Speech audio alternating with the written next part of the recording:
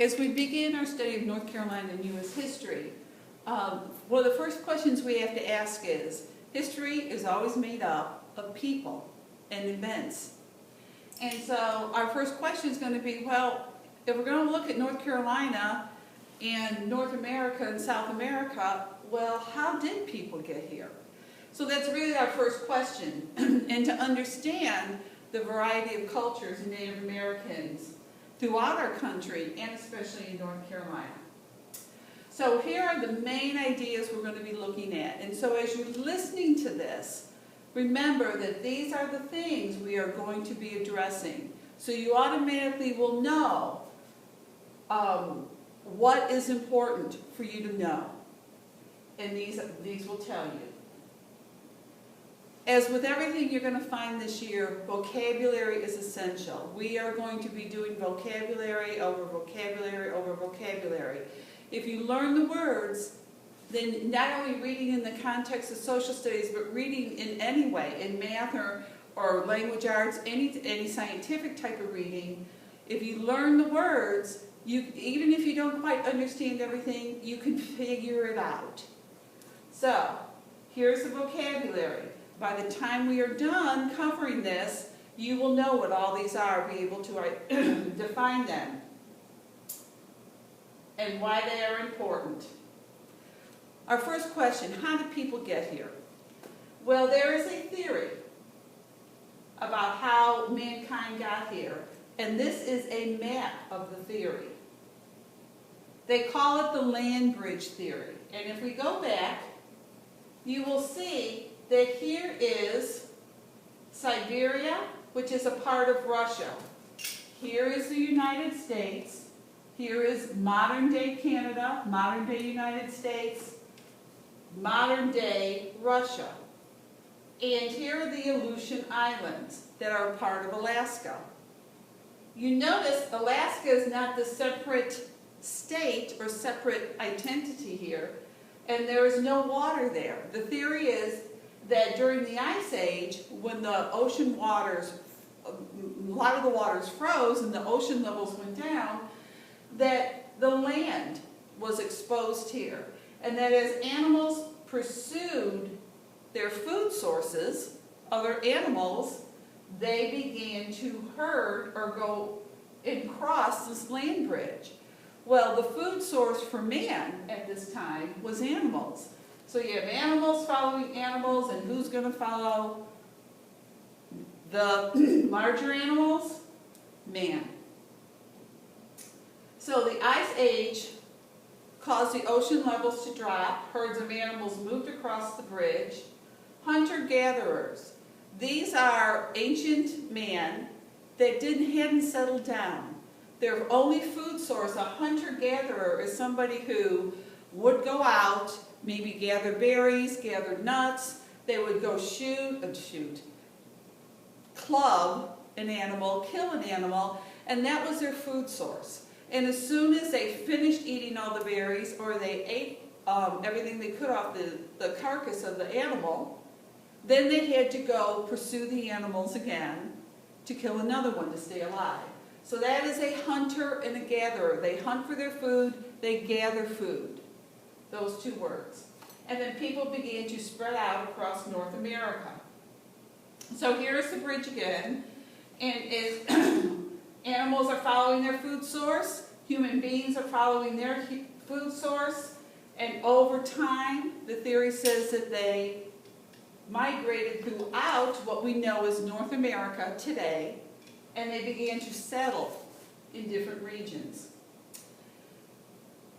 Basically, they say there were four kind of time periods or stages of settlement. The first one were the Paleo Indians. Those were the ones they think crossed the bridge. Second was the Archaic Indians, and they began to use and develop weapons and tools. Then there are the Woodland Indians, who they began to farm, and they began to settle down. And then there were a higher level of culture developed with the Mississippi tribes. But how did man go from being a hunter-gatherer to stop and getting settled and establishing villages and establishing small communities. He stopped when he began to plant food. And it wasn't that man necessarily thought, oh, one day he woke up and said, oh, hey, I'll be a farmer. It was serendipitous, they think, that maybe they found apples and they were eating the apples. And as they were walking, they'd throw the apples down. And then as they, maybe in months later, retrace those steps, they see an apple tree growing. And they start making the connection with farming. And what farming did was, it provided more food than they needed to survive that day or those few days. So, man began to, they said, well, here's a constant source of food that we can work at and control, and now we'll make hunting the supplement to this main food source.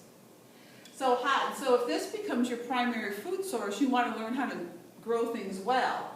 And one of the main things man learned doing this, was irrigation systems and digging little tunnels and drawing water to their fields where they planted. As they began to do that, channeling the water from rivers and streams to the fields, they began to grow a surplus.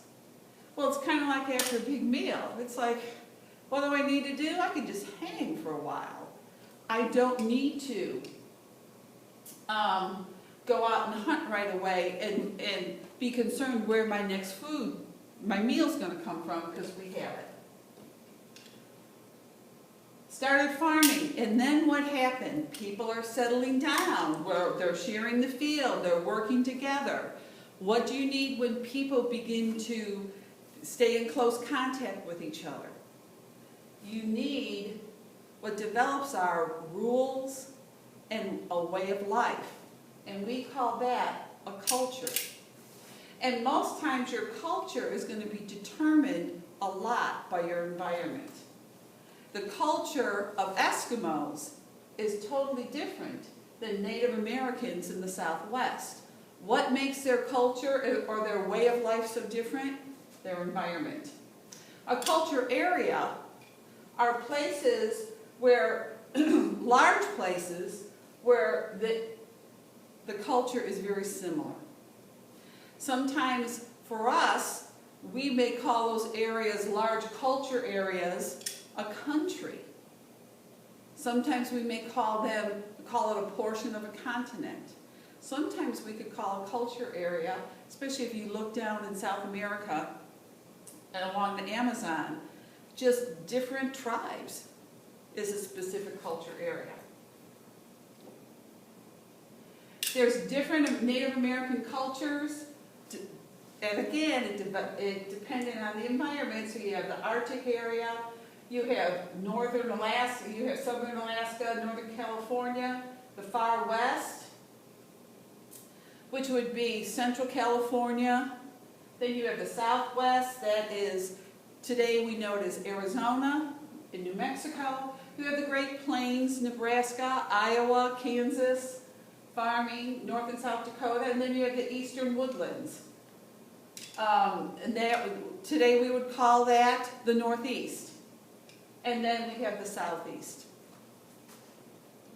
which is where we are. Here is some questions, and do not be surprised if you see some of these questions in a quiz tomorrow. Now, North Carolina. We looked at the big picture. We looked at how North America got populated in different cultures. Next time we're going to be looking at North Carolina. How did that develop?